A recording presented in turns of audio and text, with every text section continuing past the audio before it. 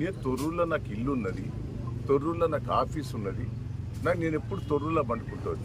మరి నా తొర్రూరులో ఆఫీసులో నన్ను ఉంటానంటే కూడా ఆ నుంచి తీసుకొచ్చి ఇక్కడ పెట్టారు, నర్సులపేట తీసుకొచ్చారు. ఆడ ఝాన్సీ గారికి సిటిజన్షిప్ అమెరికాలో ఉన్నది. ఆమె ఇక్కడ ఇల్లు లేదు, ఏది లేదు, తొర్రూరులో ఆమె బాధాపుతున్నది. ఆమె అంటే ఎంత ఘోరం అండి.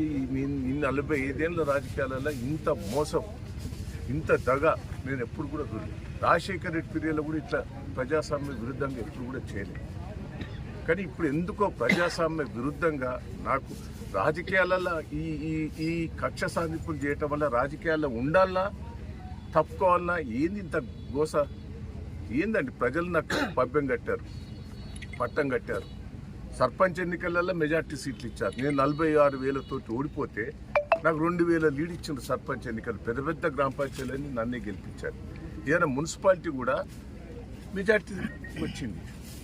ఇంత ప్రజాస్వామ్యంగా వచ్చిన దాన్ని ఇంత దౌర్జన్యంగా చేస్తాం. నాకైతే బాధ ఉన్నది, నాకు ఏడుపు వస్తున్నది.